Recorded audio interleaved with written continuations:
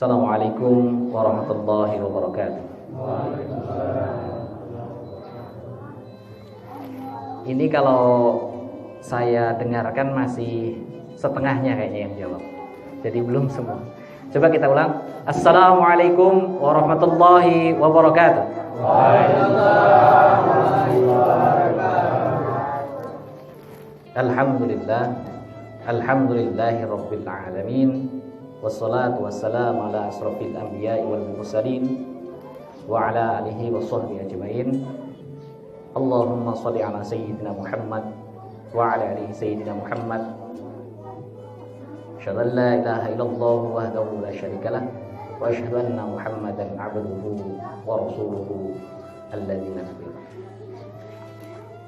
Wa qala Allah ta'ala fil Qur'anil Karim. A'udzu billahi minasy syaithanir rajim. Bismillahirrahmanirrahim. Subhanalladzi asra bi 'abdihi lailan minal masjidil haram ilal masjidil aqsa alladzi barakna haulahu linuriyahhu min ayatina innahu huwas samiul basir. Wa qala aidan a'udzu billahi minasy syaithanir rajim. Fa alhamaha fujuraha wa taqwaha. Wa qala aidan innas salata tanha 'anil fahsya wal munkar. Amma ba'd. Yang saya hormati Bapak Askep wilayah A dan B, betul ya Pak ya? Yang saya hormati Bapak Asisten Abdiling 6. Yang saya hormati Bapak Mandor 1 Abdiling 6 juga Pak ya? Kemudian berikutnya yang saya hormati Bapak Imam Masjid Abdiling 6. Dan yang saya hormati seluruh hadirin wal hadirat rahimakumullah. Yang pertama tentunya tiada kata Pak yang pantas kita ucapkan kecuali puji dan syukur kita kepada Allah Subhanahu wa taala yang telah melimpahkan beribu-ribu karunia-Nya, beribu-ribu kenikmatannya, dan beribu-ribu keridhaan-Nya kepada kita semua, sehingga alhamdulillah wa syukurillah pada kesempatan kali ini kita dapat berkumpul bersama di ruangan ini dalam rangka untuk memperingati Isra wal Mi'raj Nabi besar Muhammad sallallahu alaihi wasallam. Yang kedua kalinya tentulah sudah sepantasnya mari salawat beriringkan salam kita sanjungkan kepada Nabi Muhammad sallallahu alaihi wasallam, kepada seluruh sahabat-sahabat beliau, kepada seluruh keluarga-keluarga beliau, dan kepada seluruh tabi'at, dan mudah-mudahan kita tentunya senantiasa berharap nanti di yaumil qiyamah Rasulullah sallallahu alaihi wasallam akan memberikan syafaat kepada kita semua. Bapak dan Ibu yang kami hormati, sengaja tadi di depan saya ulang salam itu 2 kali. Apa maksudnya? Ini sebetulnya saya lagi menggunakan metodenya Gus Dur ini Pak. Metodenya Gus Dur. Jadi Gus Dur itu kalau mau salam pasti diulang 2 kali. Kenapa? Karena beliau itu ingin mendengar kira-kira berapa orang yang hadir. Kalau tadi kita jawab Assalamualaikum warahmatullahi wabarakatuh, dijawab Waalaikumsalam warahmatullahi wabarakatuh. Ternyata sedikit. Cek lagi. Ulang lagi Assalamualaikum warahmatullahi wabarakatuh. Ternyata kok ada suara bertambah. Wah, itu berarti jumlahnya nambah. Adalah mungkin sekitar tadi kita dengar ya kira-kira puluhan lah yang datang. Ribuan dengan malaikat gitu ya. Ya begitulah. Karena kenapa saya menggunakan metode Gus Dur ini? Gus Dur dan saya itu memiliki kesamaan, tapi memiliki perbedaan juga. Jadi kalau Gus Dur seperti yang kita ketahui, beliau itu agak tidak awas gitu ya. Nah kalau saya ini betul-betul awas nabrak. Betul-betul awas nabrak. Jadi saya harus menggunakan metodenya Gus Dur untuk mengecek para hadirin yang hadir di sini. Kalau tidak, saya tidak tahu. Ada dulu itu ketika saya di pesantren, para santri itu pengennya ramah sama saya. Ketika beliau lewat, Pak, tapi kan senyumnya itu saya nggak tahu. Jadi mereka sampai meringis apapun saya nggak ngerti, Pak. Jadi ketika itu akhirnya saya ketika ceramah begini atau ketika ini saya menggunakan hal-hal seperti itu.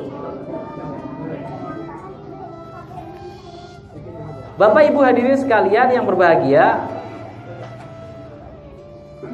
yang berikutnya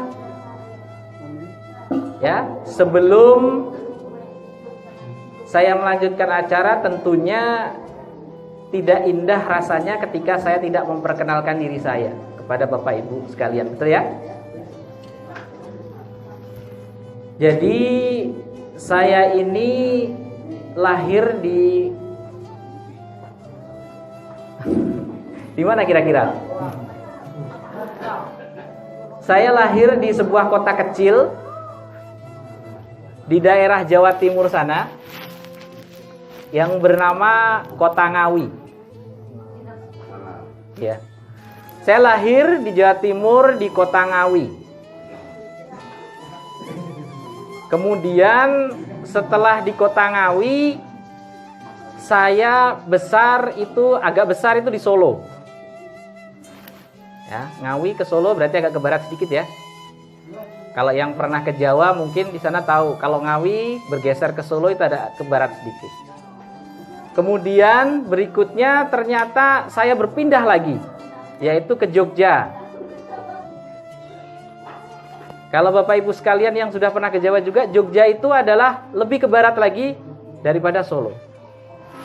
Sampai kuliah saya sana selesai.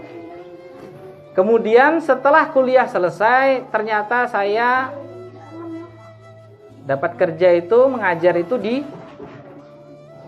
Bandung. Nah, Bandung ini Bapak Ibu sekalian, itu juga harus diketahui bahwasanya Bandung ini juga lebih ke barat lagi. Dan Bandung ini sukunya sudah berbeda dengan suku yang di Jawa. Kalau orang Bandung dikatakan, kamu orang Jawa ya? Bukan, saya orang Bandung. Katanya begitu ya. Nah, kemudian ternyata setelah saya lama di Bandung, saya dapat istri ternyata orang Aceh. Bergeser lagi saya ke Aceh. Ya. Dan sekitar 3 bulan ini saya sudah berada di Aceh. Insya Allah nanti akan menetap di Aceh. Oleh karena itu mohon maaf kalau nanti saya berbicara kadang-kadang diselingi bahasa Jawa, karena saya belum bisa bahasa Aceh, Bapak Ibu. Ya. Yang saya bisa baru kalau pajebu katanya. Setiap kali saya perhatikan, kalau saya berpindah itu saya diajari bahasa-bahasa baru oleh teman-teman saya. Termasuk di Aceh ini saya diajari bahasa-bahasa seperti. Tapi yang saya herannya Bapak Ibu, yang saya herankan, di Bandung saya diajari tos tuang taacan. Ini kalau orang Bandung pasti tahu. Di Aceh saya diajari kalau pajebu. Waktu SD kecil saya di Jawa, saya diajari oleh guru bahasa Jawa saya, masih ingat, yaitu sampun dahar dereng. Nah ternyata Bapak Ibu sekalian, kalau diterjemahkan ternyata sampun dahar dereng, tos tuang tajan, kalau pajebu artinya ternyata sudah makan belum.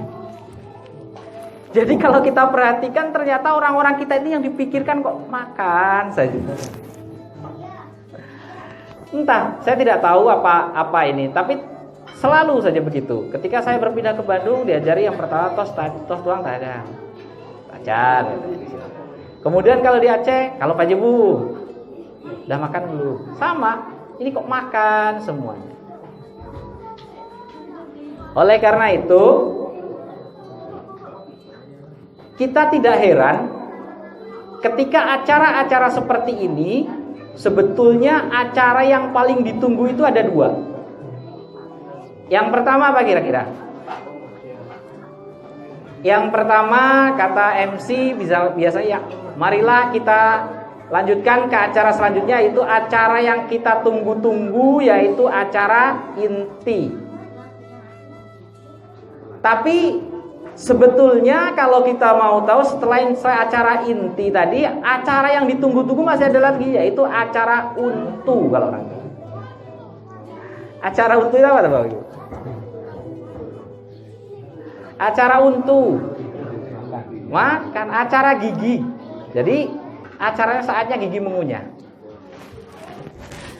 Jadi kalau kita simpulkan, ternyata kita harus introspeksi diri. Bahwasanya kita orientasinya kok masih orientasi seperti itu.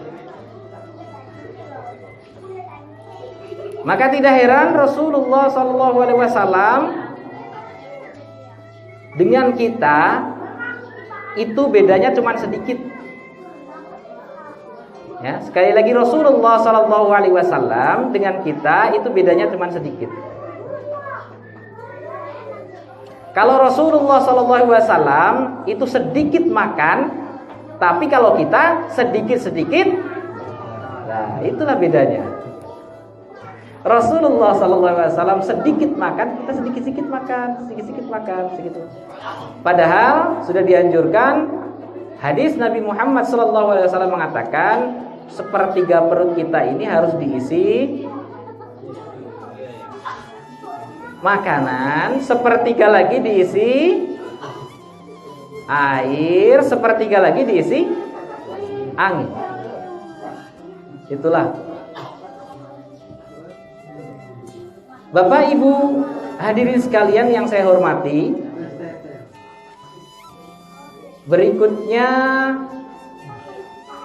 saya di sini disuruh menyampaikan atau menguraikan Isra wal Mi'raj Nabi besar Muhammad sallallahu alaihi wasallam. Kalau di pesantren, anak-anak kecil di sana itu kadang-kadang suka nanya, Pak Ustadz,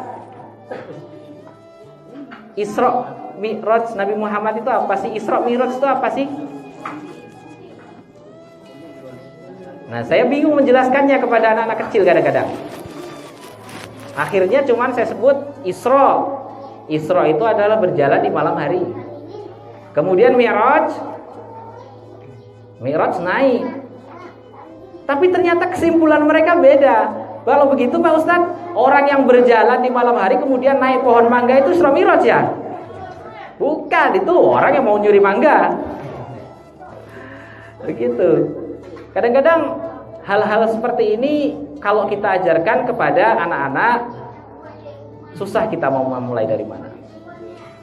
Oleh karena itu, pada kesempatan kali ini saya ingin memulai sebelum kisah Isra wal Mi'raj Nabi Muhammad sallallahu alaihi wasallam itu, mari kita flashback kembali atau mari kita mundur sejenak sebelum peristiwa itu.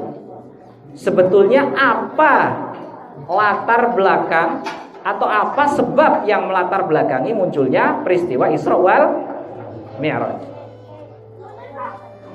Karena kadang-kadang kita belum sampai ke sana dalam memahami Isra wal Mi'raj. Setahu kita Isra wal Mi'raj ya peristiwa ketika Nabi Muhammad menerima perintah berupa sholat. Tapi apa sebetulnya peristiwa sebelum adanya Isra wal Mi'raj itu yang terjadi? Kita harus tahu bahwasanya sebelum terjadinya Isra wal Mi'raj, Nabi besar Muhammad sallallahu alaihi wasallam ini sedang dilanda duka dan cinta. Ya. Apa Bapak Ibu? Nabi Muhammad sebelum terjadinya Isra wal Mi'raj sedang dilanda duka atau kesedihan. Sehingga pada saat itu ketika Nabi Muhammad SAW dilanda kesedihan, muncullah istilah Amul Husni. Amul Husni ini adalah masa-masa atau tahun-tahun kesedihan Rasulullah SAW. Apa yang terjadi? Kita harus tahu Rasulullah SAW pada saat itu ditopang atau didukung atau disupport oleh dua orang yang betul-betul mati-matian mensupport beliau.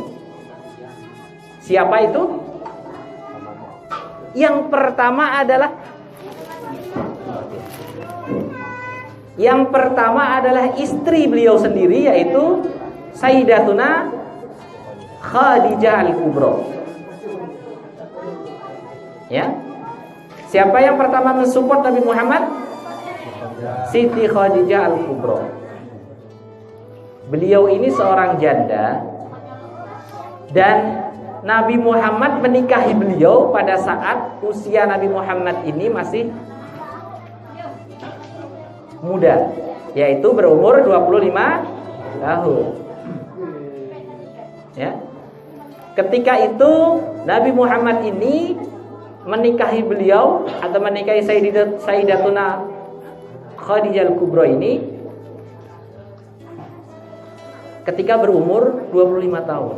Padahal Khadijah ini sudah berumur, perbedaannya berapa? 15 tahun sendiri. Ketika itu Rasulullah SAW menikahi beliau. Dan tahu Bapak Ibu maharnya berapa? Yang jelas di situ belum ada 10 mayam, 11 mayam, 14 mayam, belum ada ya. Karena di sana tidak ada, bukan orang Aceh, jadi nggak ada mayam.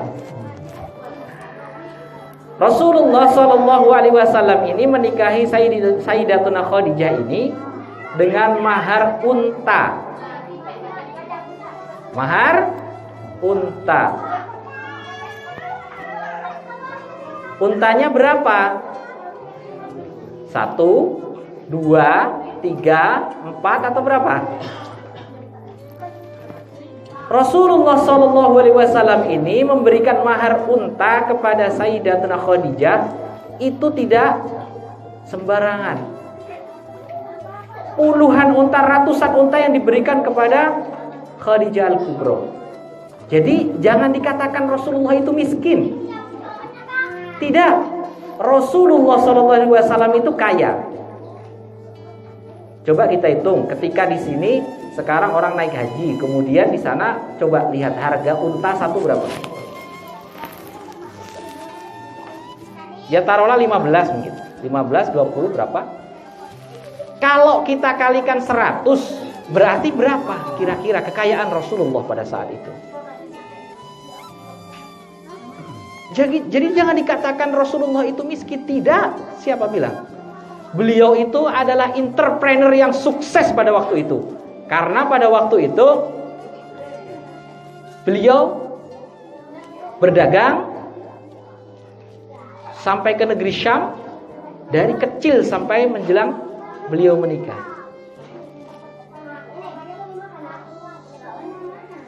Jadi ketika Sayyidatuna Khadijah Al-Kubra ini dipinang atau diberikan mahar, tidak main-main, banyak sekali, ratusan juta kalau sekarang gitu. Oleh karena itu kalau laki-laki menikahi perempuan dengan mahar 100 unta itu luar biasa baiknya. Tapi kalau perempuan menikah dengan laki-laki meminta mahar 100 ekor unta itu kira-kira luar biasa apanya? Luar biasa kejamnya kira-kira gitulah ya. Bapak, Ibu dan hadirin sekalian yang berbahagia, itulah ketika beliau menikahi Sayyidina Khadijah, beliau memberikan mahar yang luar biasa. Akan tetapi setelah beliau memang mati-mati ya? Enggak, kontak bawah. Oh ini ya, maaf.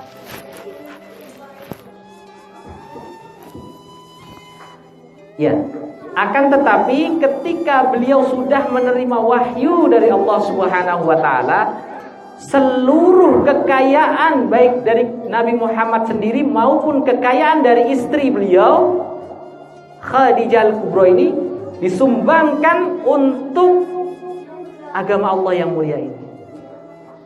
Ya. Kita masih ingat ketika Rasulullah SAW menerima wahyu yang pertama, yaitu surah Al-Alaq. Iqra bismi rabbikal ladzi khalaq, khalaqal insana min 'alaq, iqra wa rabbuka alladzi 'allama bil qalam. Dan kita pasti tahu ketika Rasulullah untuk pertama kalinya menerima wahyu dari Allah Subhanahu wa taala ini ketakutan luar biasa Bapak Ibu. Ya. Ketakutan luar biasa. Karena memang sebelumnya belum ada yang menemui beliau dan mengajarkan hal seperti itu. Sehingga ketika sampai rumah, siapa yang menghibur beliau? Istrinya, Khadijah lagi. Ketika beliau ketakutan, suruh tidur sama istrinya. Tidurlah wahai suamiku. Kemudian beliau menyelimuti suaminya sehingga turunlah ayat ya ayyuhal mudaththir qum fa'anzir rabbaka fakabbir dan seterusnya.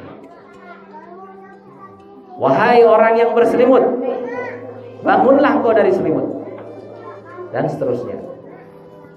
Itu karena waktu itu memang Rasulullah SAW mengalami ketakutan yang luar biasa. Dan yang menenangkan beliau adalah Khadijah. Itu.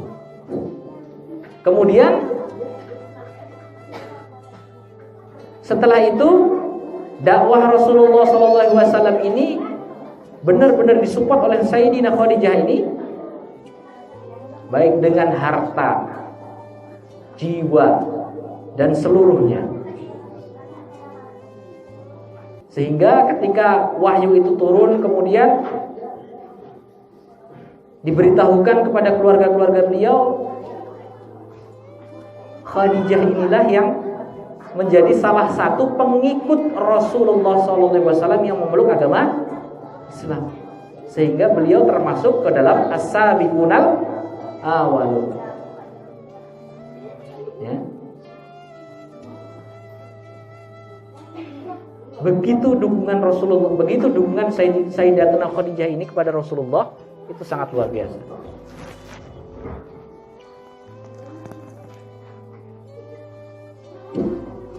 Dan lebih uniknya lagi, lebih antiknya lagi, lebih luar biasanya lagi, Khadijah ini tidak pernah meminta sesuatu pun kepada Rasulullah.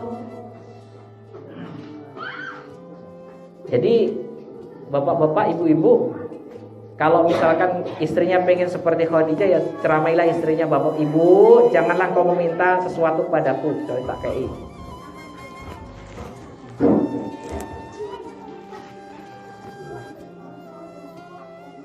Ya,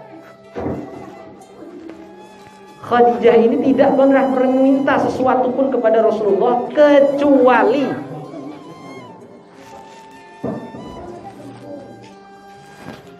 kecuali pada saat beliau sebelum menjelang wafat. Itu pun gak terang-terangan. Pada saat itu Rasulullah SAW menunggui Sayyidatina Khadijah yang akan menjelang wafat. Khadijah ini memanggil putri beliau Fatimah untuk mendekat. Nah, apa kemudian yang dibisikkan oleh Sayyidatina Khadijah kepada Fatimah putrinya? Beliau cuman ingin meminta sorban Rasulullah SAW untuk dijadikan kain kafan beliau. Karena memang beliau ini sudah nggak punya apa-apa, habis seluruh harta benda dan lain sebagainya yang untuk perjuangan Rasulullah SAW. Karena memang Rasulullah ini ketika menegakkan agama Allah ini pada saat itu fitnahnya luar biasa.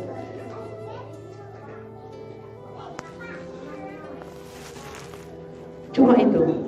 Jadi Rasulullah SAW diberitahu oleh putrinya, wahai ayahanda,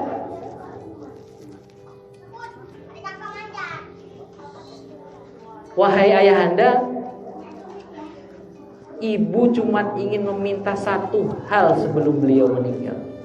Karena waktu itu Khadijah ini sudah merasa umurnya nggak panjang lagi.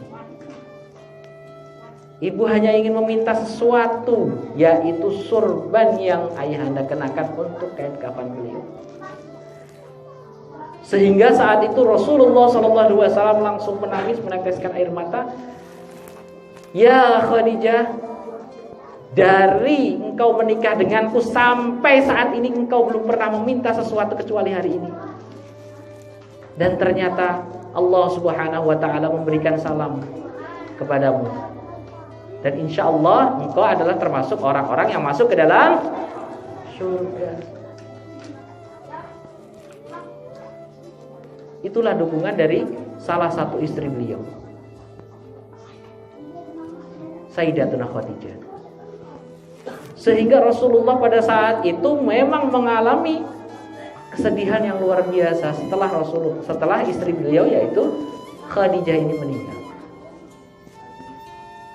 Itu yang pertama. Kemudian setelah itu tidak jauh masanya dari setelah Khadijah ini meninggal, Rasulullah SAW ditimpa kesedihan yang kedua. Apa itu? Paman beliau yaitu Abu Thalib ini juga meninggal. Padahal paman beliau Abu Thalib ini adalah orang yang sangat disegani, adalah orang yang sangat dihormati di dalam suku Quraisy waktu itu. Ya.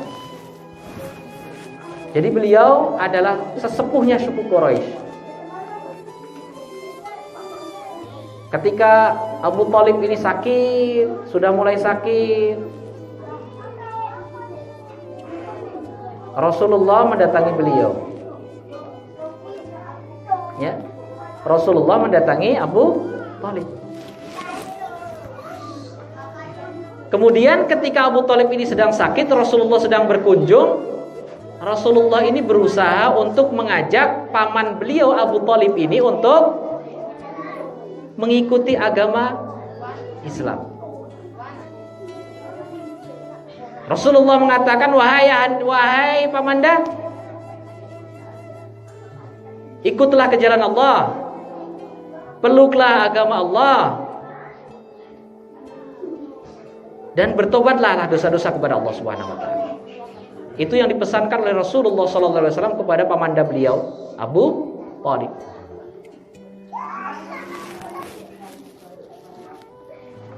Dan waktu itu Abu Thalib ini mengatakan, wahai keponakanku, ya kira-kira,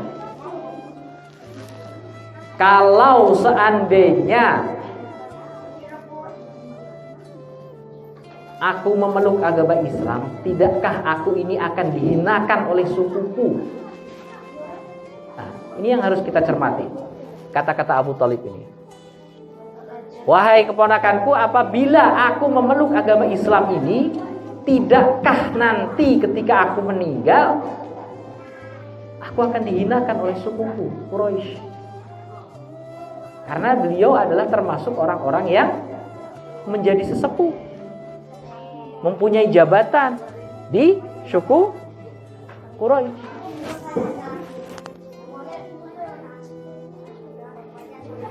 Kemudian ketika Rasulullah sedang berkunjung juga, tiba-tiba datang juga paman beliau yang lain, yaitu Abu Jahal. Ya, Abu Jahal. Sebetulnya Abu Jahal ini namanya bukan Abu Jahal. Jadi Abu Jahal itu adalah gelar sebetulnya. Abu itu bapak, Jahal apa? Bodoh. Jadi kalau kita atau Rasulullah sendiri mengatakan Abu Jahal atau bapak bodoh, sebetulnya dia.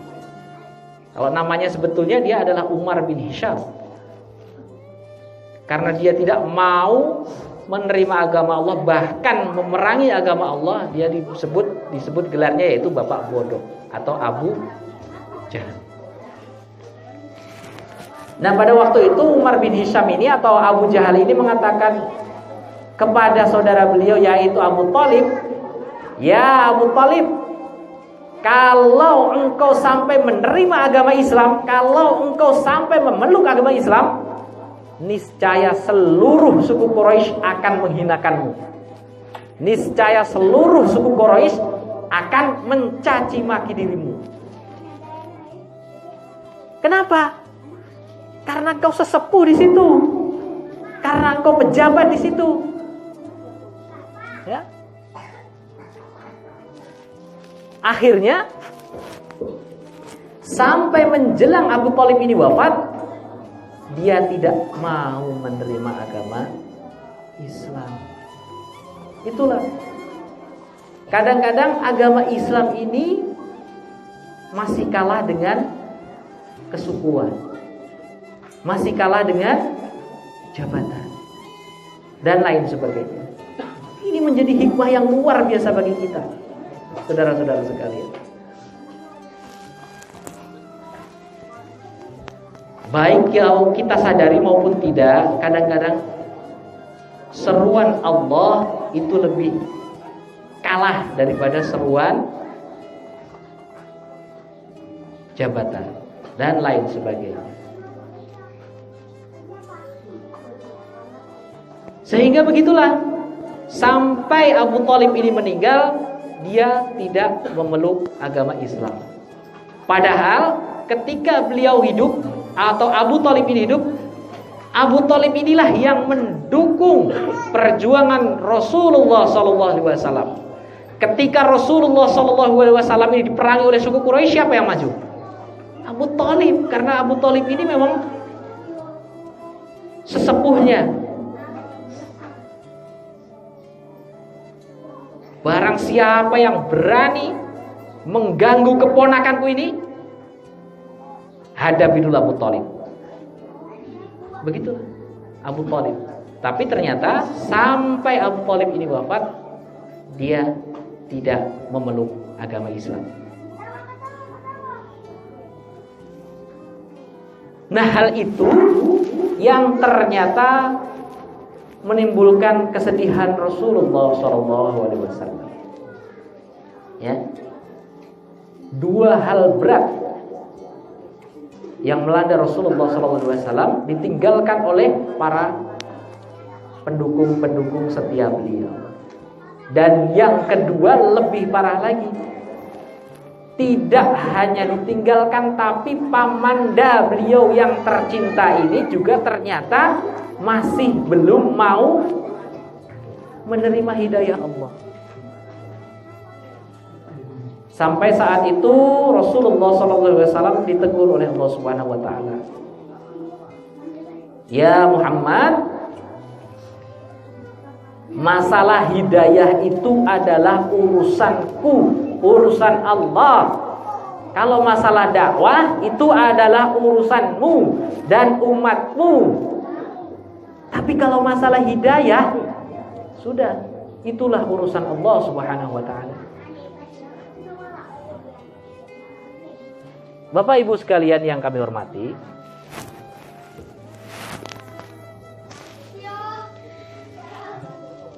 dua hal yang menyedihkan, dua hal yang membuat Rasulullah SAW berduka cita. Sehingga dikenallah pada saat itu dengan sebutan masa-masa atau tahun-tahun kesedihan. Dan orang Arab mengatakannya Amul Husni. Amul Husni. Nah, ketika Rasulullah SAW sudah atau sedang dilanda duka cita atau sedang dilanda kesedihan, tampaknya Allah Subhanahu wa taala ingin memberikan pengganti kesedihan kepada beliau.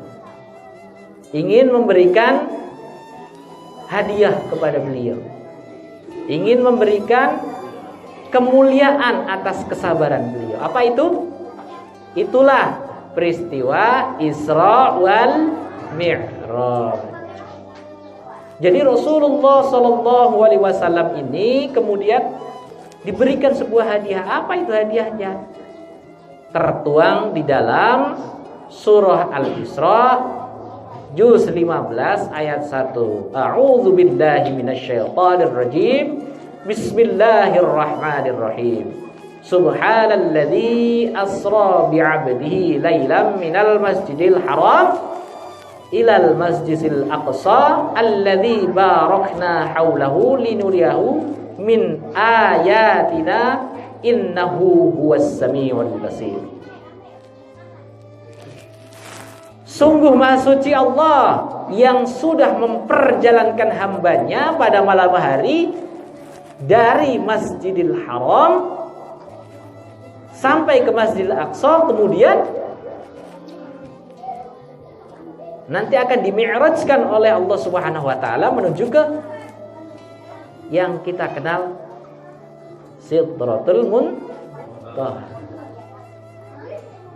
Tidak hanya sekedar itu, Rasulullah SAW ketika di Sidratul Muntaha diberikan kesempatan untuk bertemu dengan Allah Subhanahu wa taala, sehingga kejadian itu diabadikan di dalam salat kita, yaitu at-tahiyatul mubarakatus shalawatut thayyibatu lillah.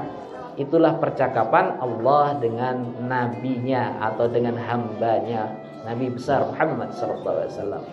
Allah mengatakan, menjawab penghormatan nabinya, yaitu dengan jawaban Assalamu alayka ayyuhan nabiyyu wa rahmatullahi wa barakatuh. Itulah yang kemudian diabadikan menjadi doa sholat kita.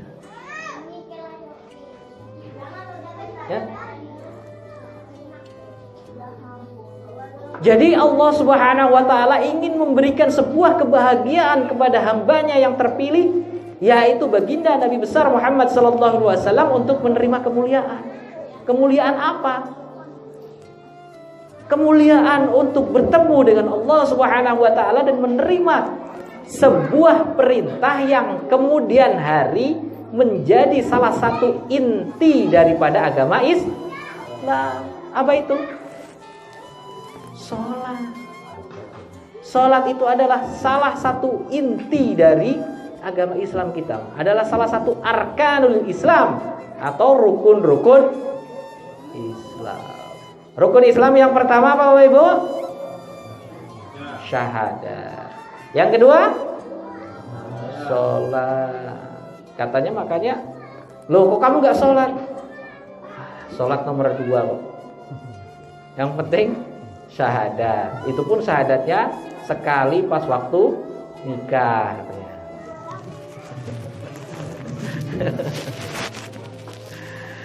Ya, syahadat nomor 1, sholat nomor 2, siam nomor atau puasa nomor 3, zakat nomor 4, naik haji nomor, presiden nomor 2. Nanti setelah tanggal 17 di TPS ya. Ini bukan kampanye Bapak Ibu sekalian. Hadirin rahimakumullah yang saya hormati, sebuah ajaran inti yang pada waktu itu diberikan Allah Subhanahu wa taala kepada baginda Nabi Muhammad SAW, yaitu berupa sholat. Ya, berupa sholat. Apakah sama Rasulullah zaman dahulu ketika pertama kali menerima sholat atau menerima perintah sholat dengan yang sholat yang kita kerjakan sekarang, sama tidak? Tidak.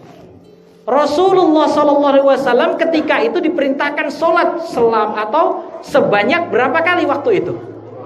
50 kali. 50 kali. Nah, tapi ternyata ketika beliau turun kembali, dalam kisah sering kita dengar, diberitahu oleh Nabi Ibrahim, umatmu ini gak akan kuat, ya, umatmu ini gak akan kuat 50 kali. Dah naik sana minta diskon, naik lagi, kurangi 5, turun lagi ketemu Nabi Isa, enggak, jangan 45, umatmu gak akan kuat. Terus minta diskon sampai akhirnya 5 kali. Tapi kok ternyata dari yang 50 kali sudah didiskon jadi 5 kali, kira kadang-kadang kita suka diskon juga. Sudah didiskon sampai 5 kali, kita diskon, enggak, aku mau diskon lagi 2 kali.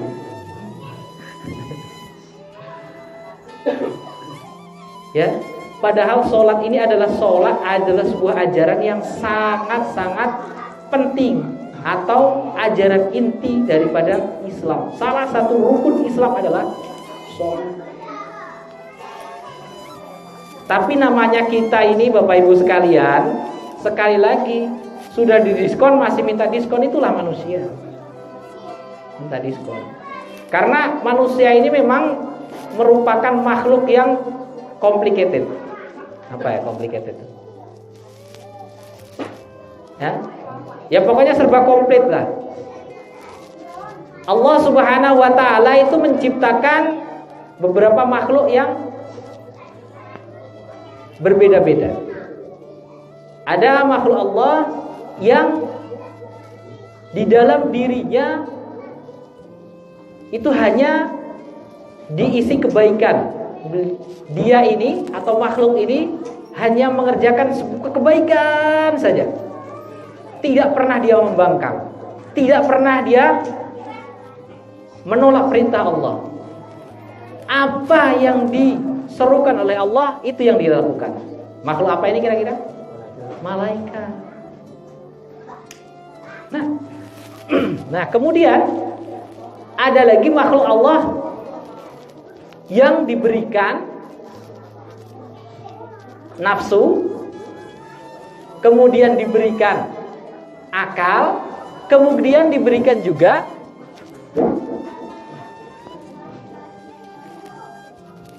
kebaikan. Ya. Kira-kira makhluk apa ini? Manusia. Allah mengatakan di dalam surah Asy-Syams itu mengatakan a'udzubillahi minasyaitonirrajim fa'alhamaha fujuraha wa taqwaha.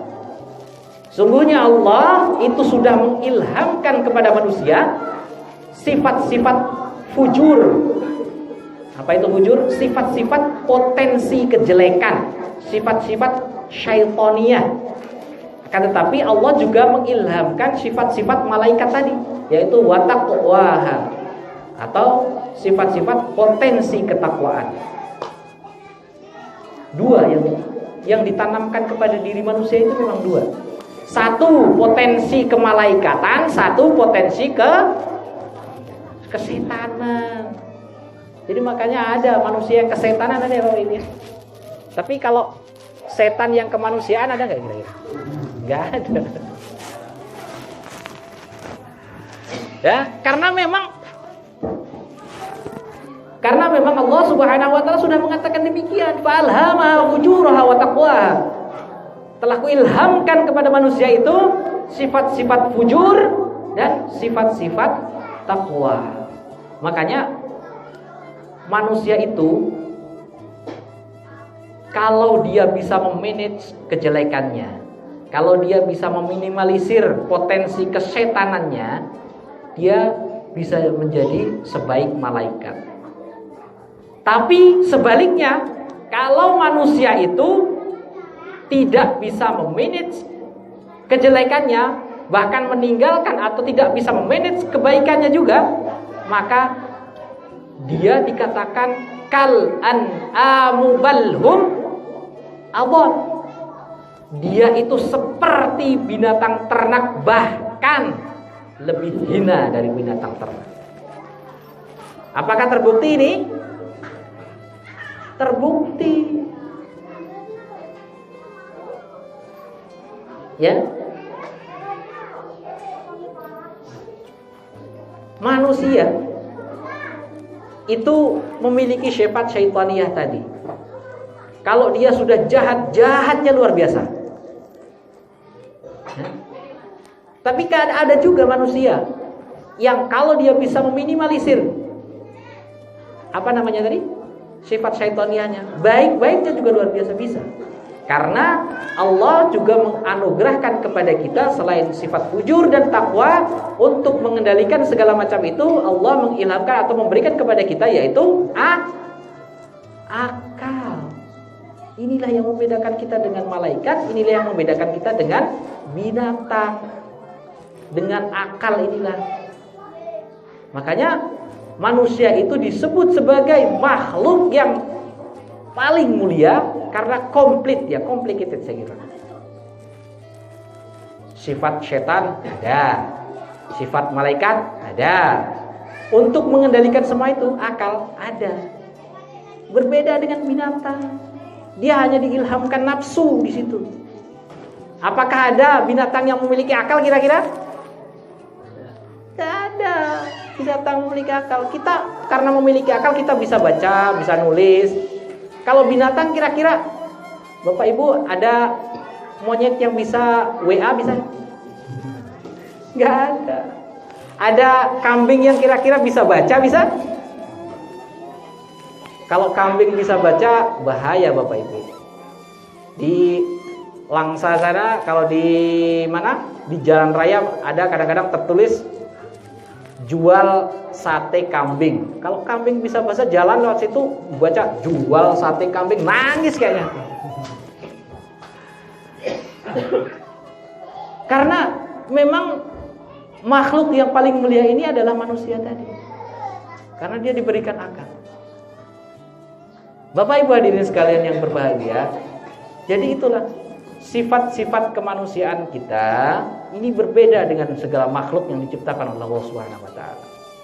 Akal ini harus kita gunakan untuk mengendalikan nafsu syaitaniyah yang ada pada diri kita dan memaksimalkan nafsu ketakwaan atau takwa dalam diri kita.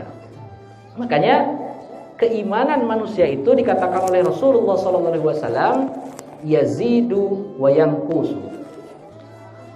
Al-imanu yazidu wa yanqusu. Iman seseorang itu bisa bertambah tapi bisa juga berkurang. Jadi jangan heran kalau minggu lalu kemungkinan ada orang yang tahajudnya rajin, ada orang yang puasanya rajin. Bulan depan saatnya puasa ngerokok. Ada gak? Ada. Karena imannya lagi yang kusu atau iman lagi down. Itulah. Makanya jangan heran kita kembali lagi seperti tadi yang kita katakan. Kita ini sholat itu sudah didiskan oleh Allah Subhanahu wa taala dari yang tadinya 50 kali menjadi hanya 5 kali dalam sehari. Dan ingat, salat ini dikatakan oleh Rasulullah SAW nanti, ketika kita meninggal, amal yang pertama kali dihisab oleh malaikat itu adalah salat. Kalau salat kita baik, insya Allah semuanya baik. Kalau salat kita bermasalah, insya Allah ya Yang lain ya wallahu a'lam. Ini yang harus kita cermati Bapak Ibu sekalian. Salat sangat penting karena salat adalah termasuk arkanul Islam. Salat sangat penting. Karena dalam Al-Qur'an dikatakan innas sholata tanha 'anil fahsya wal munkar. Salat itu bisa mencegah sifat kekejian dan kemungkaran. Tapi kalau kita masih sholat atau kita sholat tapi masih keji, mungkar, bermasalah pasti sholat kita. Makanya Bapak Ibu sekalian, cara menilai seseorang gampang. Coba kita sebelum menilai sifat-sifat seseorang, kita sebelum menilai perilaku seorang, kita cek sholatnya, apakah sudah betul atau belum. Kalau memang sholatnya rajin, sholatnya berkualitas, sholatnya benar dan lain sebagainya, insya Allah Allah menjanjikan inna sholata tanha 'anil fahsya wal munkar. Dia nggak akan mungkin yang lainnya neko-neko. Inilah kunci sholat. Karena sholat memang menjadi pondasi daripada agama kita. Dikatakan dalam hadis as-sholatu imaduddin. Sholatu imaduddin. Kalau di sana, di orang-orang Jawa sana, sholat itu tiang agama. Enggak Pak, sholatu imaduddin, sholat itu gayanya Pak Mudin. Pak Mudin itu kalau di sini apa ya Pak ya? Pak Imam. Iya. Sholat itu gayanya Pak Imam berarti. Itulah, sholat itu adalah tiang agama. Jadi jangan heran. Jangan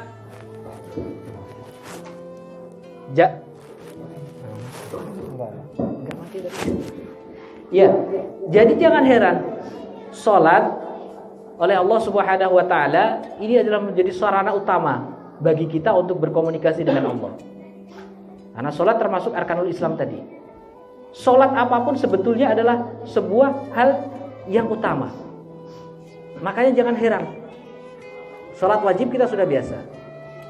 Kemudian ada salat yang kalau kita ingin meminta sesuatu pasti lantarannya atau usahanya dengan salat. Ya. Banyak sekali. Karena salat ini dikatakan sebetulnya arti dari salat ini adalah doa. Kita yang diciptakan oleh Allah Subhanahu wa taala tentu harus berdoa. Makanya segala macam sesuatu yang ada kaitannya dengan keinginan pasti banyak sekali yang lantarannya atau kita disunahkan untuk melakukan sholat. Ketika kita muda, ketika kita ingin menentukan jodoh, kita ingin milih jodoh, Sitini atau Sitina, kita diwajib atau disunahkan untuk melakukan sholat istikharah. Ketika sudah lama tidak hujan, kita ingin meminta hujan, kita disunahkan untuk sholat istisqa. Apalagi ketika kita ingin minta rezeki, ketika kita ingin memohon rezeki dari bumi dan langit, kita disunahkan untuk sholat duha. Apalagi ketika kita ingin minta sesuatu, kita disunahkan untuk sholat malam, sholat tahajud. Inilah semuanya pokok-pokok ini banyak sekali yang disandarkan kepada sholat. Oleh karena itu Isra wal Mi'raj ini adalah merupakan sebetulnya hadiah yang luar biasa kepada Rasulullah SAW atas kesedihan beliau. Kesedihan beliau yang luar biasa ini tidak bisa digantikan dengan ganjaran yang luar biasa dari Allah Subhanahu wa taala. Allah Subhanahu wa taala berupa Isra wal Mi'raj. Karena disitulah Rasulullah SAW menerima inti ajaran agama, tiangnya agama itu diterima pada saat Isra wal Mi'raj. Ya. Kesedihan-kesedihan hikmah dari Isra wal Mi'raj ini sebetulnya adalah ketika kita dilanda kesedihan-kesedihan, ketika kita dilanda duka nestapa, ketika kita dilanda lara, nelangsa, jangan takut. Ketika kita sabar, ketika kita tawakal, pasti Allah sudah menyiapkan gantinya yang tidak kita ketahui. Terbukti jelas Rasulullah betapa sedihnya ditinggal istri, betapa sedihnya ditinggal paman, betapa sedihnya tidak bisa mengislamkan pamannya. Diganti oleh Allah Subhanahu wa taala dengan, "Yo Rasulullah, ya Muhammad, tak ajak kowe bertamasya dari Masjidil Haram ke Masjidil Aqsa. Naik, jangan, tidak semua itu. Naik kau ke Sidratul Muntaha. Di sanalah diberikan hadiah yang luar biasa." Ini harus kita sadari. Jadi hikmah daripada Isra wal Mi'raj ini, kalau kita bisa simpulkan, adalah sebuah sebuah hikmah yang luar biasa. Ketika kita dilanda kesedihan, jangan putus asa. Jangan lepas dari kesabaran. Jangan lepas dari ketakwaan. Jangan lepas dari ketawakalan. Karena pasti ada ujungnya, dan pasti kalau kita lulus dari kesedihan, dari ketakwaan kita selama kesedihan tersebut, pasti Allah sudah mempersiapkan hadiah yang luar biasa. Hadirin wal hadirat Bapak Ibu sekalian yang saya hormati,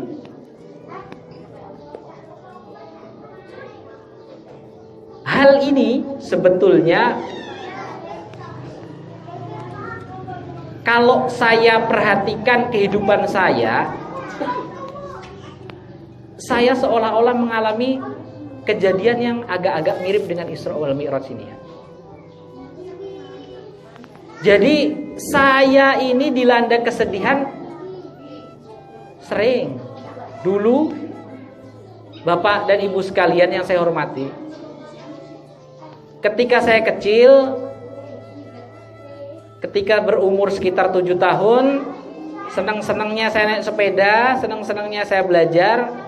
Tiba-tiba tidak saya sangka, tidak saya kira, di pagi hari yang cerah saya bangun dari tidur itu, tiba-tiba Allah Subhanahu wa taala mengambil kedua penglihatan mata saya. Bisa Bapak Ibu bayangkan?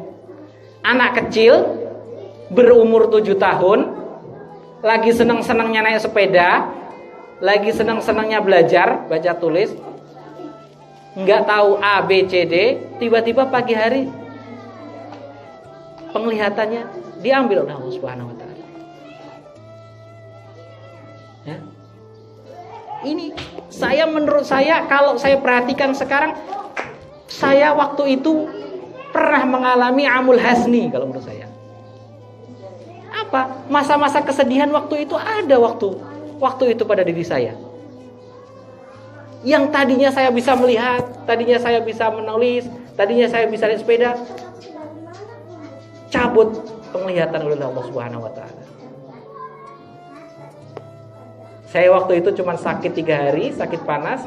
Sehabis sakit panas, tiba-tiba mata ini penglihatan ini kabur, penglihatan ini hilang. Sebuah kesedihan bagi saya. Itu menurut saya amul husni saya. Dan mungkin Bapak Ibu sekalian juga pernah mengalami amul husni seperti itu. Pasti manusia tidak akan pernah luput dari ujian. Saya mengalami ujian seperti itu. Betapa saya tertekannya ketika masih kecil, kemudian senang-senangnya belajar, senang-senangnya kumpul-kumpul dengan anak-anak, hilang mata penglihatan saya. Apa yang terjadi? Teman-teman yang tadinya mau main sama saya pergi 1, 2, nggak enak lah. Yang lainnya bisa diajak lari-lari, saya nggak bisa. Yang lainnya biasa yuk naik-naik sepeda, yang tadinya saya naik nggak bisa. Sedih betul saya. Ya. Tapi waktu itu bapak saya memberikan hal yang menurut saya tidak masuk akal. Betul. Tidak masuk akal. Waktu itu di mana? Di desa saya ada anak-anak KKN. Anak-anak KKN dari IAIN Sunan Kalijaga. Nah, saya yang memang sudah mengalami kehilangan penglihatan, tiap hari kan memang hanya mainnya di rumah. Ketika bapak saya melihat anak-anak KKN dari IAIN Sunan Kalijaga, beliau berkata, Rene oleh. Itu ya kira-kira. Ini ya, banyak yang ngerti bahasa Jawa ya? Ada ya? Sing ora iso tekon sampingnya. Rene oleh. Ono apa, Pak?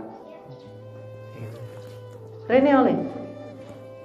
Kae ning kono ono mbak-mbak karo mas-mas sing lagi KKN. Tak dongake yo le yo. Muga-muga kowe sesuk nek wis gedhe iso kuliah, iso KKN kaya mbak-mbak karo mas-mas e. Masih ingat betul itu saya. Begitu pesanku. Dalam hati saya waktu itu, piye Pak? Lah wong nulis wae ra iso. Lah wong naik apa? Naik. Lah wong naik munggah apa? Pit-pitan wis ra iso. Arep kuliah piye? Betul-betul enggak masuk akal menurut saya waktu itu. Ya. Tapi waktu itu saya nggak pikirkan, sudah berjalan terus sudah paling ya bapak ya biasalah hanya untuk apa nyenang-nyenang ke anaknya gitu. Saya kemudian umur 14 tahun ternyata diajak ke sebuah lembaga PSBN namanya atau Panti Sosial Bina Netra. Nah disitulah ternyata saya baru tahu bahwasanya orang seperti saya ini bisa nulis. Caranya kayak mana? Ada caranya ternyata. Kita diberikan sebuah huruf khusus untuk kita yang dinamakan huruf Braille. Oh, iso nulis toh jebule aku. Gitu ya. Sudah berangsur mulai di situ saya tumbuh. Amul husni saya menurut saya sudah mulai terurai. Wah, nek ngono, kalau begitu aku bisa nulis. Di situ. Kemudian ternyata ketika di sekolahan itu atau di lembaga itu saya melihat orang-orang, melihat dia orang saya nggak bisa lihat. Saya bertemu atau berkenalan dengan orang-orang seperti saya. Mereka bisa nulis, mereka bisa bercanda ria, tertawa-tawa dan lain sebagainya juga. Wih, ternyata bisa juga mereka. Mulailah di situ saya tertarik untuk belajar Braille. Mulailah di situ saya tertarik untuk apa? Belajar segala macam. Sampai akhirnya saya ditawarin. Itu waktu itu umur saya waktu itu 14 tahun. Ditawarin oleh salah satu guru di kowe nek neng kene bar belajar Braille sekolah meneh. Hah? Karena di situ bukan sekolah ya. Di situ adalah panti sosial. Jadi panti sosial itu di situ kita hanya direhabilitasi, dibelajari huruf Braille. Kalau nanti kita sudah bisa Braille, biasanya dia diajari keterampilan. Ada di situ keterampilan mijat biasanya. Ada di situ keterampilan buat keset dan lain sebagainya. Waktu itu saya masih kecil, umur 14 tahun. Kalau kowe wis iso Braille, sekolah meneh. Sekolah gimana? Sekolah di mana?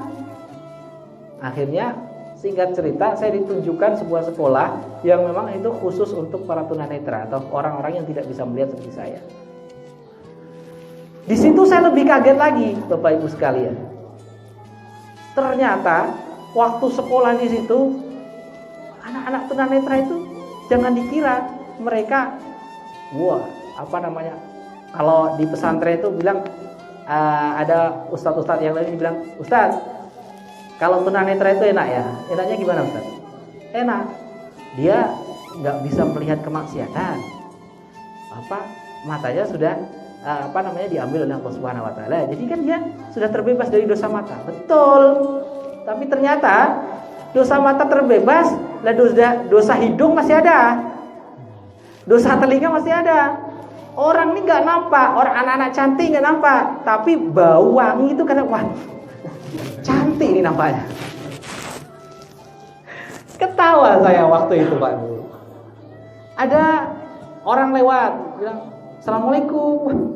Suaranya manis sih, ayu kayaknya. Waktu itu saya ketawa betul-betul. Ya Allah, ternyata inilah dinamikanya tunanetra. Ada aja ternyata. Sama mereka. Yang lebih lucunya lagi, saya sekolah dengan anak-anak sama seperti saya. Waktu ulangan, mereka simpen catatan braille di laci meja. Kan meja ada lacinya ya Pak Wi ya. Jadi ada lacinya gitu. Ya, dari situ. Kemudian ulangannya itu dibacakan oleh guru. Bacakan oleh guru, kita tinggal menjawabnya. Bacakan. Lah rupanya ketika mereka nggak tahu jawabannya, catatannya itu dibaca, tangan mereka tinggal masuk, kita baca giset. Oh, ini jawabannya, baca. Karena mereka guru nggak akan tahu, karena kita bacanya pakai perabaan. Itulah lucu sekali. Kalau saya nostalgia dengan teman-teman tuh, wah, kamu itu dulu nyontek juga lah. Iya, memang begitu. Nakal juga mereka.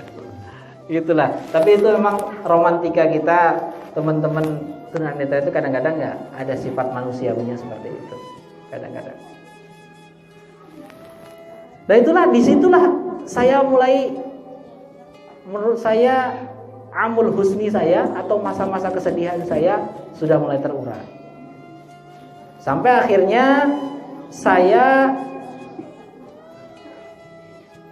sekolah di sekolah umum. Setelah di situ sekolah di umum, saya menggunakan braille, teman-teman saya biasa, mereka tidak tunanetra. Dan ternyata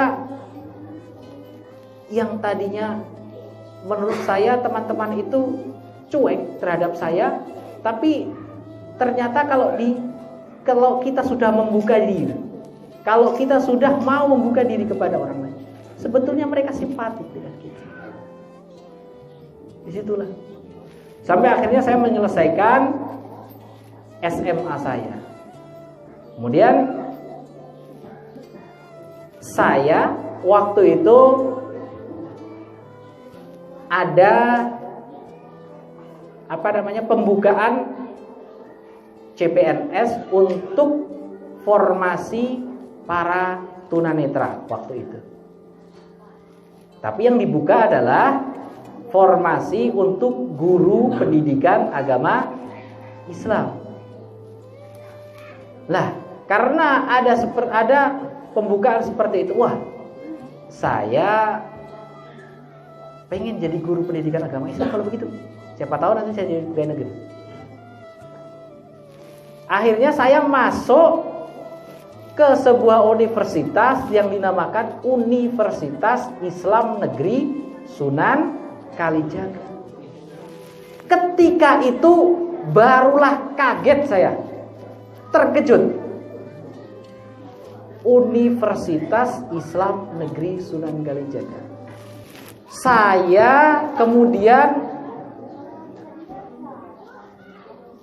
ngobrol-ngobrol dengan di situ. Universitas Islam Negeri Sunan Kalijaga ini ternyata dulunya namanya IAIN Sunan Kalijaga, yang sekarang menjadi UIN Sunan Kalijaga.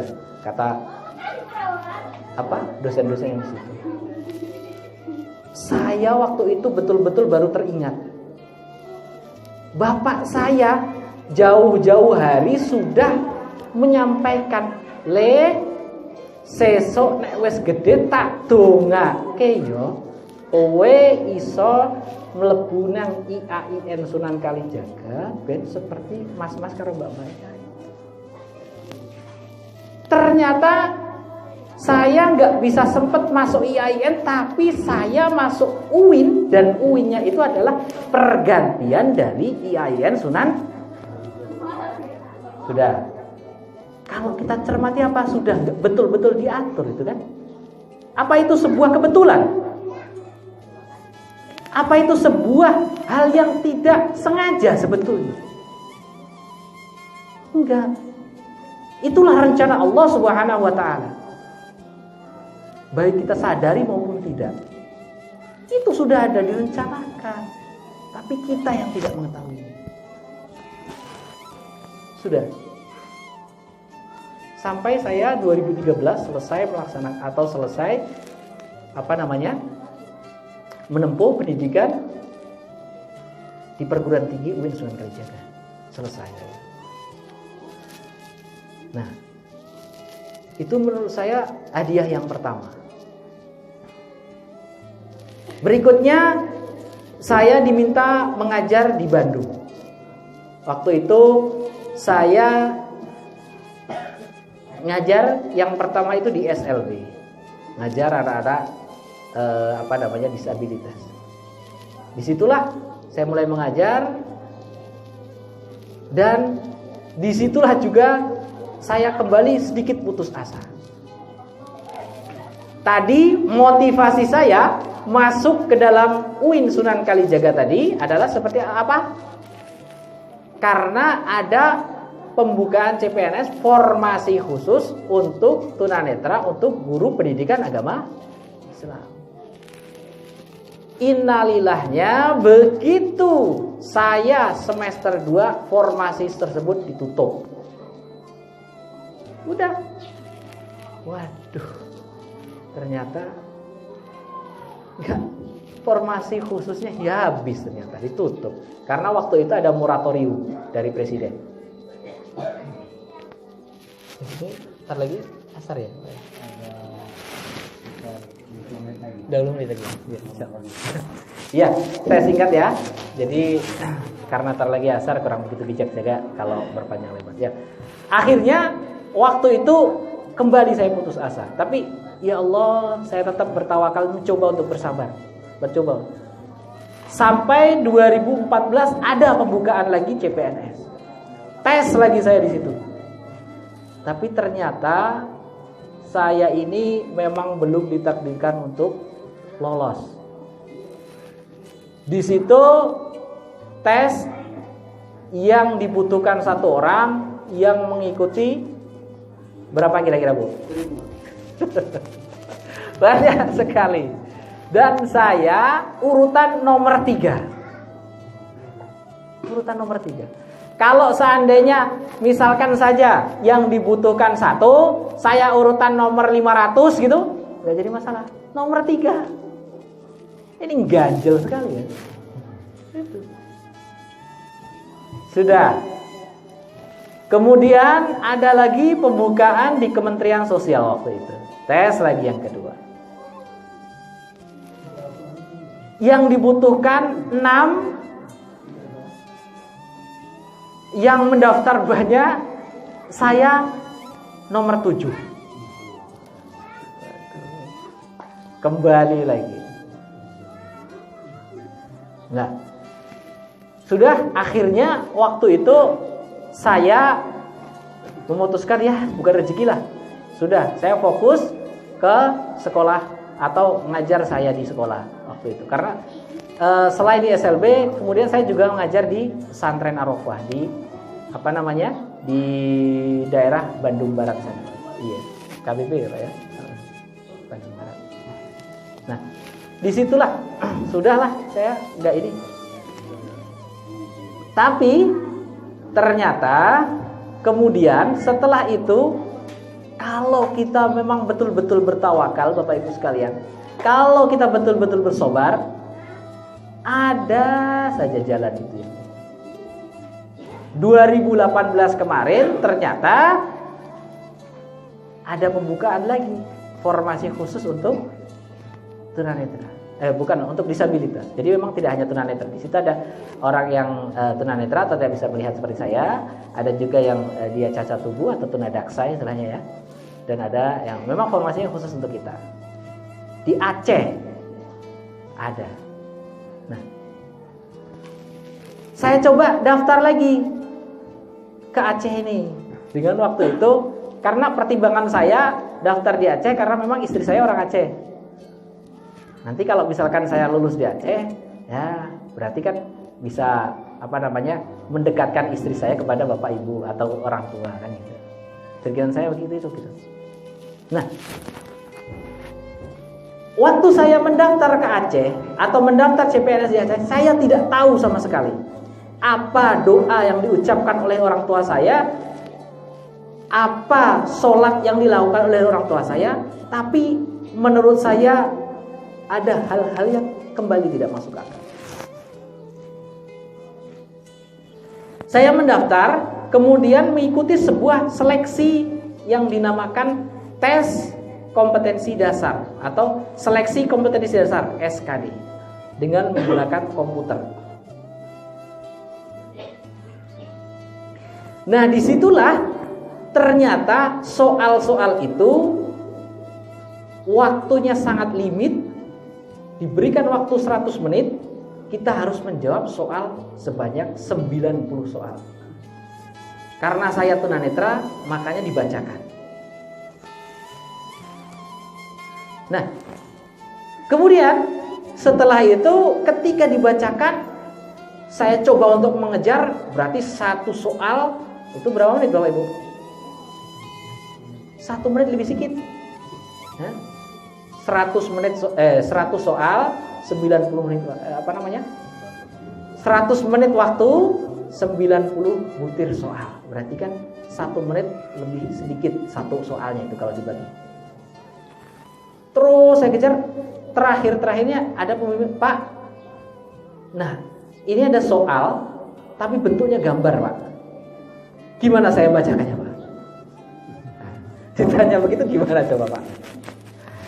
Bentuknya gambar saya nggak bisa bacakan, Pak. Gimana ini bentuknya? Ada yang bulat, ada yang mencong, ada yang jangankan bisa membayangkan, Pak. Bulat mencongnya kemana saya nggak ngerti. Sampai akhirnya sudah, Pak. Saya jawab saja. Ini gambar yang ini jawabannya A, Pak. Langsung saja itu klik poin A, klik A. Berikutnya ada soal gambar lagi. Soal gambar itu sampai 8 gambar.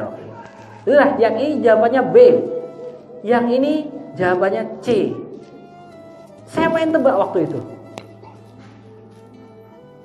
Dan ketika waktu berakhir, kemudian soal itu selesai, soal itu langsung ketahuan skornya, Pak. Skor minimal yang dibutuhkan itu adalah waktu itu untuk TIU atau tes intelijensi umum itu harus 70 nilainya. Kemudian soal untuk yang lainnya ada namanya soal kepribadian dan soal wawasan kebangsaan, itu nilainya bebas asal akumulasi nilainya harus 283. Harus 260, maaf, 260. Nah, ternyata begitu diklik, sukses, saya gugur di situ. Nilai TIU harusnya 70, saya hanya mendapat 65 karena berubah gambar-gambar. Jadi saya jawabnya asal. Kemudian nilainya kalau secara akumulasi yang dibutuhkan 260, saya alhamdulillah bisa melewatinya sampai 283. Sudah lemes saya dulu, Pak. Sudah. Wah, besok pulanglah ini ke Bandung. Tunggu dulu, kata istri saya. Tunggu dulu. Nanti kan pengumuman resminya kan belum. Udah, kita nunggu. Tapi ternyata kalau Allah sudah berkehendak lain, yang tadinya kita gugur, ternyata yang lain juga gugur, Pak. Gugur berjamaah kita. Di Aceh ini yang mendaftar di Kemenak seperti saya itu puluhan ribu. Yang dibutuhkan formasinya adalah 1.200 orang untuk formasinya. Formasi yang dibutuhkan 1.200 orang. Tapi ternyata yang bisa lulus itu hanya 119 orang. Berarti masih sisa berapa, Pak? 1.000 lebih. Ternyata gugur berjamaah, tidak hanya saya. Semuanya banyak sekali yang gugur.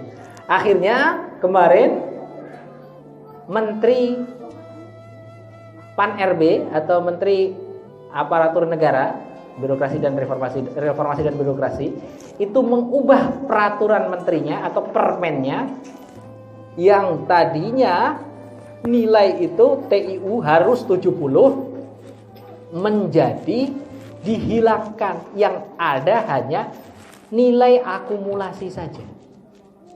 Nilai akumulasi saja. Jadi dipatok kalau nilai keseluruhan itu mencapai 220 itu sudah dianggap lulus. 220. Padahal nilai saya tadi berapa? 283. Disitulah, Pak, saya nggak tahu lagi harus berkata apa. Ini keajaiban atau doa dari bapak ibu saya, mertua saya atau kayak mana, saya nggak tahu. Inilah yang terjadi. Itu yang pertama. Lanjut, setelah SKD ada lagi namanya SKB atau seleksi kompetensi bidang, tes tahap 2. Lah, tadi SKD saya sudah bisa lolos dari lubang maut ya. Sudah bisa lolos dari situ. Saya mengikuti SKB. Disitulah kembali. Ternyata formasi saya ini yang dibutuhkan 6, yang mendaftar cuman 2. Yes. Iya. Sudah gak masuk akal. Yang butuhkan 6, yang mendaftar cuman 2. Yang mendaftar 2 yang mencapai nilai akumulasi di atas 220 cuma saya. Yang satunya di bawah 220 gugur. Jadi yang mengikuti SKB akhirnya cuma saya sendiri. Itulah. Dan akhirnya alhamdulillah setelah SKB ini saya dinyatakan lulus. Dan alhamdulillah insyaallah saat ini saya sedang menunggu SK untuk ditempatkan. Enggak tahu di mana, mohon doanya dari jamaah sekalian, mudah-mudahan saya ditempatkan di tempat yang terbaik menurut keluarga dan terbaik juga menurut Allah Subhanahu wa taala. Bapak Ibu dan hadirin sekalian yang berbahagia, itulah menurut saya hikmah dari sebuah kesedihan menuju ke sebuah kebahagiaan tersendiri. Kalau menurut saya, kalau saya tidak mengalami penglihatan yang hilang, menurut saya juga wallahu a'lam, saya tidak tahu apakah saya jadi pegawai negeri atau enggak, Pak. Karena sekali lagi itu pendaftarnya luar biasa dan ternyata ada formasi khusus itu loh. Ada formasi khusus yang untuk saya. Kalau saya nggak bisa masuk formasi khusus itu, kalau saya tidak tunanetra nggak bisa masuk formasi khusus itu. Ya artinya kan rencana ini sudah direncanakan oleh Allah Subhanahu wa taala. Itulah hikmah dari amul hasni saya, menurut saya. Amul husni saya. Dan itulah yang terjadi kepada baginda kita, baginda Rasulullah SAW dengan peristiwa Isra wal Mi'raj. Oke, Bapak Ibu dan hadirin sekalian, tidak bijak rasanya ketika saya berpanjang lebar. Mudah-mudahan sedikit cerita ini mudah-mudahan bisa memberikan hikmah untuk kita semua, bisa memberikan ibroh untuk kita semua, sehingga kita bisa jadikan cerita tadi sebagai pemecut atau penyemangat kita, motivasi kita untuk lebih mendekatkan diri kita kepada Allah Subhanahu wa taala. Ini biasanya ditutup dengan doa atau langsung doa? Doa. Bapak Ibu dan hadirin sekalian, sebelum kita tutup acara pada kesempatan kali ini, mari kita tundukkan kepala kita sejenak, kita memohon kepada Allah Subhanahu wa taala, mudah-mudahan apa yang kita akan doakan tadi, apa yang akan kita doakan nanti insyaallah akan dikabul oleh Allah Subhanahu wa taala. Karena sekali lagi doa adalah inti dari ibadah. Ad-du'a mukhul ibadah. Hari kita berdoa, Pak. Hari kita memohon kepada Allah Subhanahu wa taala. Bismillahirrahmanirrahim. Allahumma shalli ala sayyidina Muhammad wa ala sayyidina Muhammad hamdan syakirin hamdan na'imin hamdan yu'aminu wa yukafi mazidah. Ya Rabbana lakal hamdu kama yanbaghi li jalali wajhikal karim wa azimi sultanik. Allahumma anta rabbi la ilaha illa anta khalaqtani wa ana 'abduka wa ana 'ala ahdika wa wa'dika mastata'tu wa a'udzu bika min syarri ma sana'tu. Abu laka bi ni'matika 'alayya wa abu bi dhanbi faghfir li fa innahu la yaghfiru dhunuba illa anta. Rabbana dhallamna anfusana wa illam taghfir lana wa tarhamna lanakunanna minal khasirin. Rabbana la tuzigh qulubana ba'da idh hadaytana wa hab lana min ladunka rahmah innaka antal wahhab. Rabbana la tuzigh qulubana ba'da idh hadaytana wa hab lana min ladunka rahmah innaka antal wahhab. Rabbana la tuzigh qulubana ba'da idh hadaytana wa hab lana min ladunka rahmah innaka antal wahhab. Ighfir lana ya Allah, ighfir lana ya Allah, ighfir lana ya Allah. Ya Allah, ampunilah dosa-dosa kami ya Allah. Ampunilah dosa-dosa kedua orang tua kami ya Allah. Ampunilah dosa-dosa kedua orang tua kami ya Allah. Ampunilah dosa-dosa kami ya Allah. Ya Allah, jadikanlah anak-anak kami, keturunan-keturunan kami, keturunan yang saleh dan salihah ya Allah. Ya Allah ya Rabb, kami memohon kepada-Mu ya Allah, jadikanlah hidup kami hidup yang barakah ya Allah.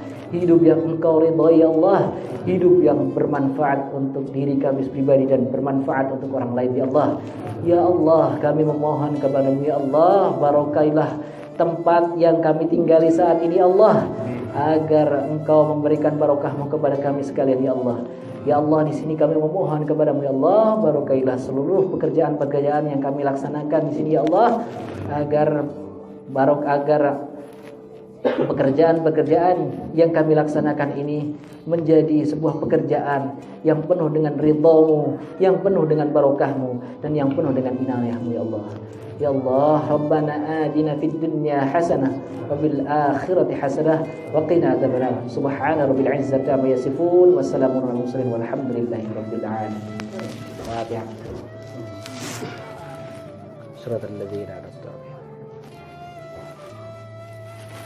Demikian Bapak Ibu hari ini sekalian, mohon maaf kadang-kadang saya mungkin ada salah-salahnya dan khilaf-khilafnya, tentulah itu dari kebodohan saya pribadi, tapi apabila ada benarnya insyaallah itu datang dari Allah Subhanahu wa taala.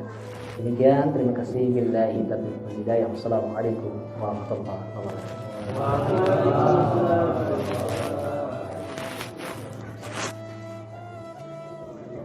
Demikianlah tausiah kita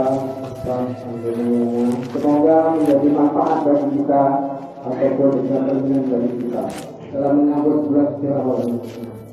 Nanti ini ada ucapan dari Bapak Akhir Kirim kita Ramadan dan kita mengenal acara Maulid itu ada juga di dalamnya. Dari Bapak yang ada ulama tua kita datang ke acara tersebut. Demikian atas nama panitia yang kedua, atas kami atas bahagia ikhlas di Abinna, mohon maaf atas segala kekurangan, mohon maaf atas segala kesalahan. Saya sudah mulai. Assalamualaikum warahmatullahi wabarakatuh. Waalaikumsalam. Mau pesan goreng Ustaz? Sudah serak saya. Pengen minum aja harusnya.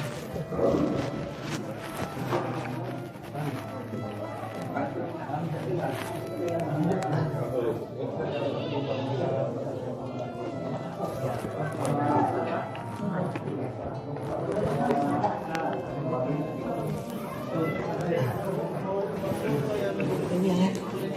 Ya.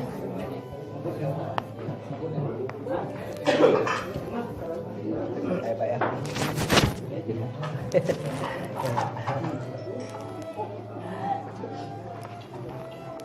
Pulang Pak.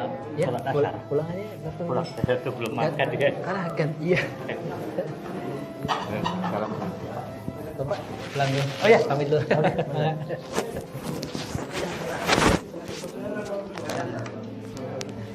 Apa Pak Askep? Oh iya, mau mana? Pak ya. Pamit Pak. Ya. Pak Imam. Mari Pak Imam. Iya, iya.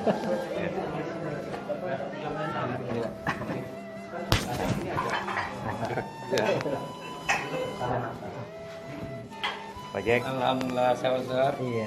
Sehat walafiat. Amin. Tamu. Iya. Tamu dari apa? Oh, ini.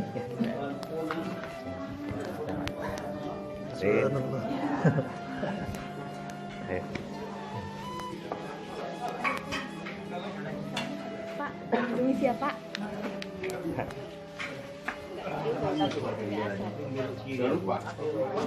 Tunggu nanti. Apa?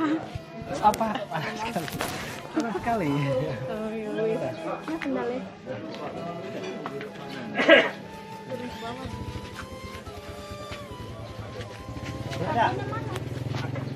Mana celok? Apa ya mana? Cedas. Orang beruduk sih. Ah, selopnya di. Papaya. Hah?